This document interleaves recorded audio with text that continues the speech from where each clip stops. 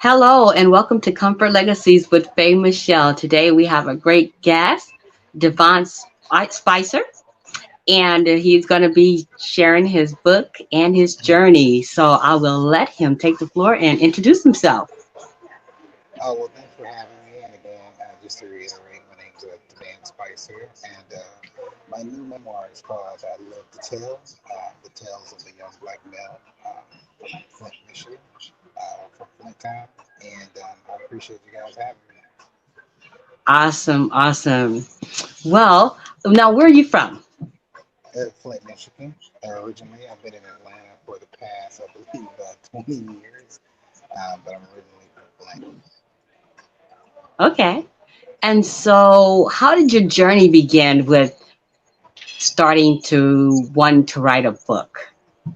Well, it's been yeah, I've been writing forever, but I just decided to actually write down all the stories that I've told, in my life, people that I know,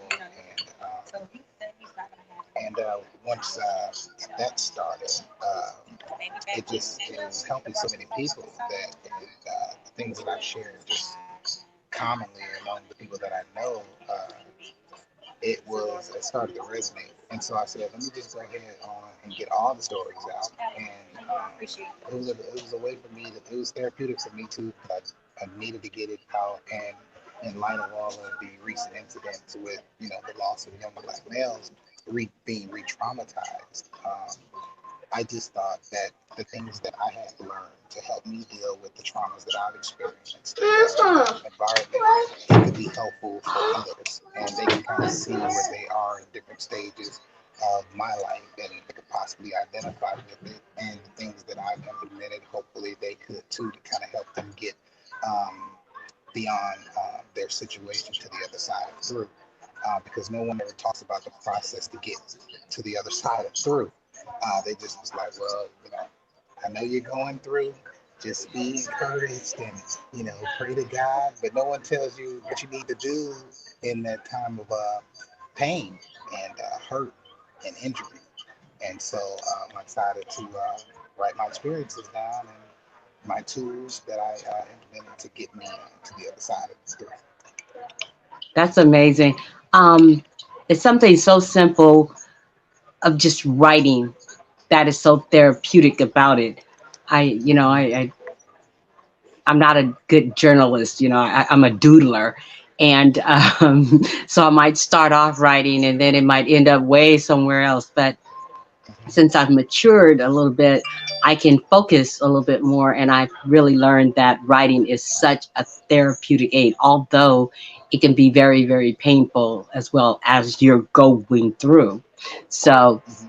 I listened to some of your testimony the other day, Oh, and I you just did. thought, oh yeah, this is a an awesome story that he's telling. And so you've gone through a lot of trials and tribulations. Do you think that you have to be filled with so much emotion or passion to write a book? Well, you do have to have a passion for it, and the stories pretty much tell themselves, the experiences. Um, you know, you just they really, like I said, tell themselves. So if you allow yourself that space and time in order to actually put it to paper, then it goes from here, from eternity into time and manifest it, and then it brings forth life, and then it's useful. But it does take a passion to want to do it. How long is your book? It's about 268 pages, and Okay. so it's 11, 12 chapters, and so it's an easy read, but it shares a lot of difficulties as well and traumatic events that I experienced and witnessed firsthand. So Okay. So do you think you got it all in one book or will there be a sequel? there's going to be more. You can't ever get it all in one book. You can't get it all in one book, but there will be a sequel. I'm pretty sure. Yeah, yeah, Okay. yeah. So what did your what was the response from your immediate family? I know that you've been through a lot of losses. Did you feel like, or your environment, did you feel somewhat intimidated at all from writing your story that, perhaps would affect others around you? Yeah, because some of the people still living, and I am going to be sharing some things that I haven't shared even with my mom, and I'm going to touch base with her to let her know before launch, and things that have affected my ex girlfriend that she's experienced, and but yeah, it's I haven't told everyone, but I'm gonna make this. Did you say you talk with everyone?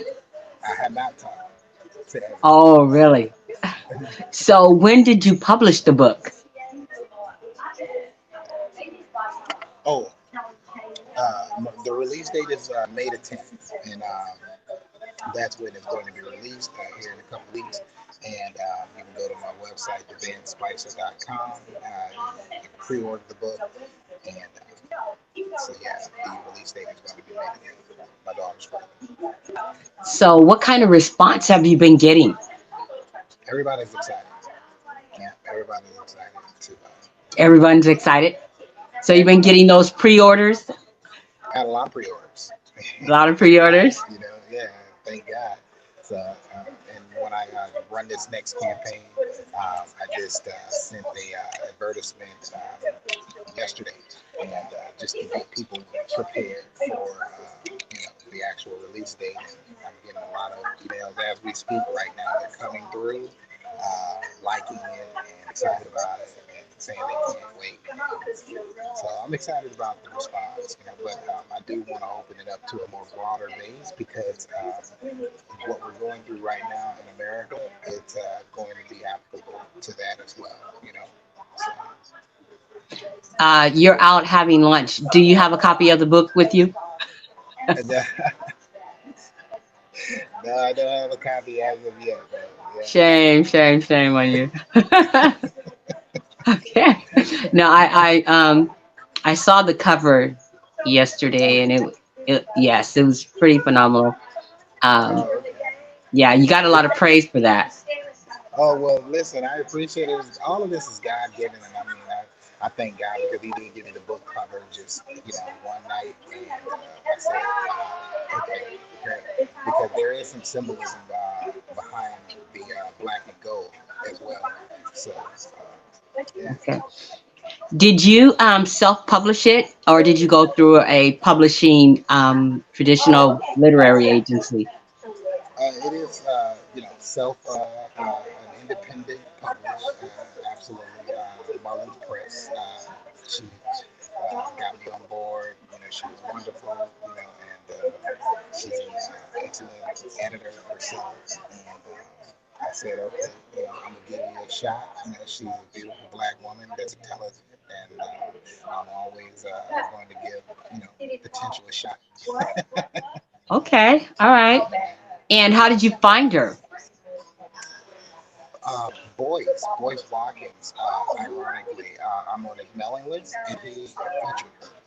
And when he featured her, I missed the podcast that they had, but then I Yeah. researched her, and I was looking for an editor for about 3 weeks, and I vetted like four, and I just built a rapport with her, and her response to me was great, and as we dialogue, she just really identified with everything that I was going through and had been through and could relate. And I wanted her to keep my voice. And when we were going through the developmental editing process, um, she just guided me along the way. And said, hey, look, you can do this better, that better. And the storyline is great. You just need to do some technical things, but your story is unbelievable. Awesome. So, what did it feel like when you, well, since you had someone with you and you haven't gotten a book in your hands yet, or since it's being released, what did that feel like once it was all completed? relieved. I was relieved. I never could think that I never did think that I was going to be able to sit down and write 70,000 words in a structure and format that was how can I put it, cohesive, that was rhythmic, and it made sense. It was an experience. It really stretched me. But I just had to get up at 2 or 3 o'clock in the morning whenever I felt inspired and write and come back, the next day, edit, and then write another 1,000 words and do that process over and over again.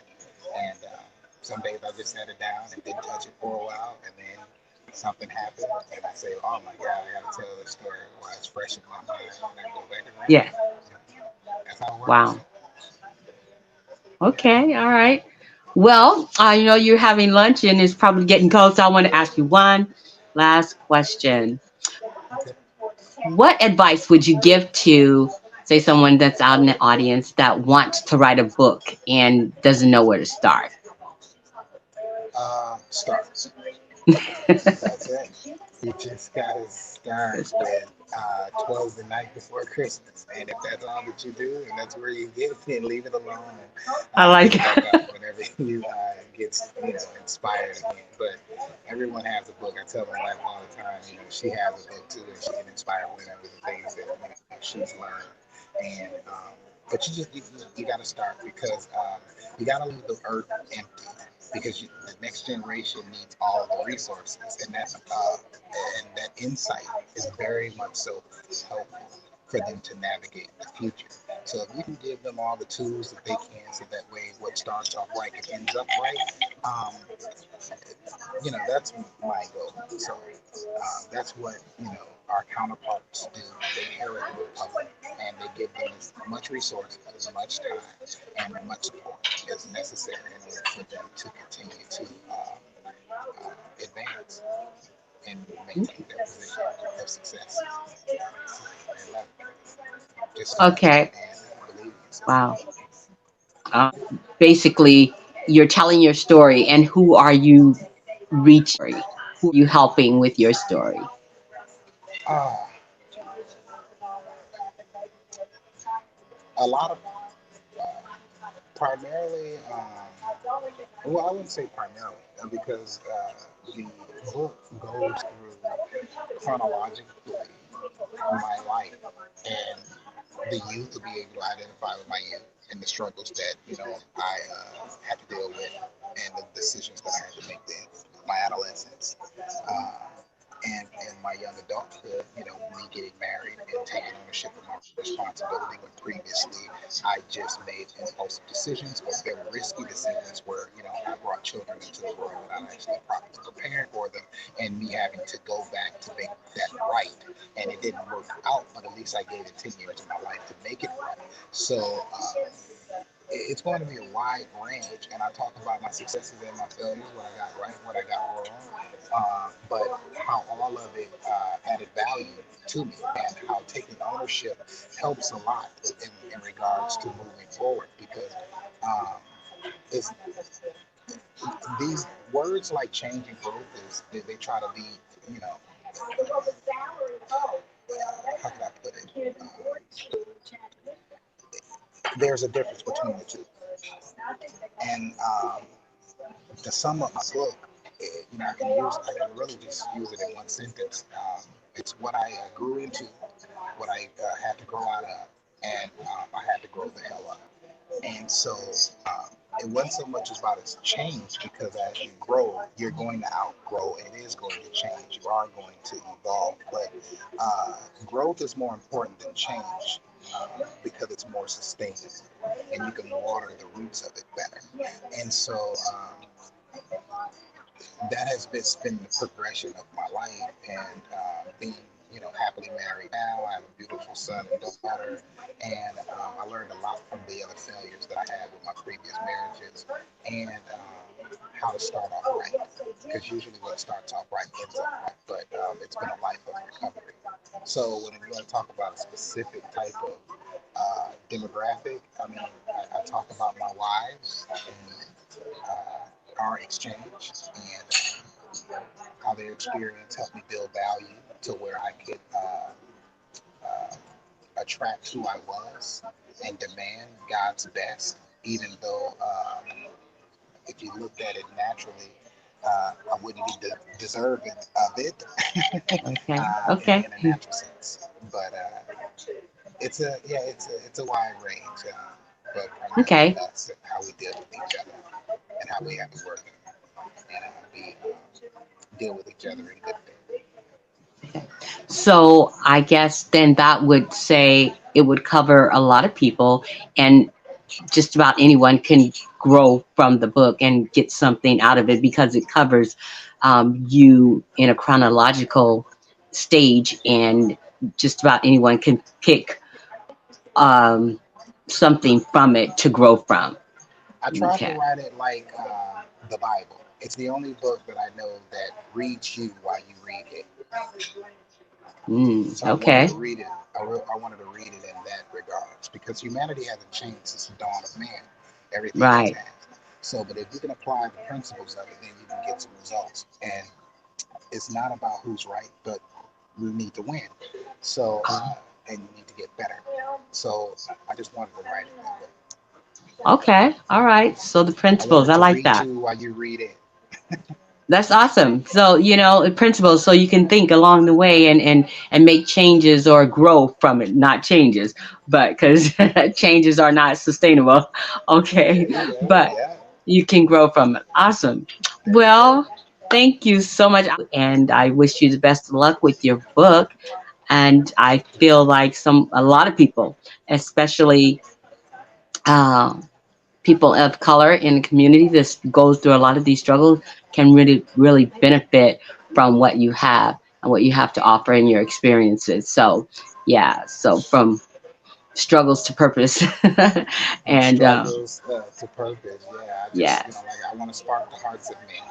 And if I can do that, then I've done what I was supposed to do.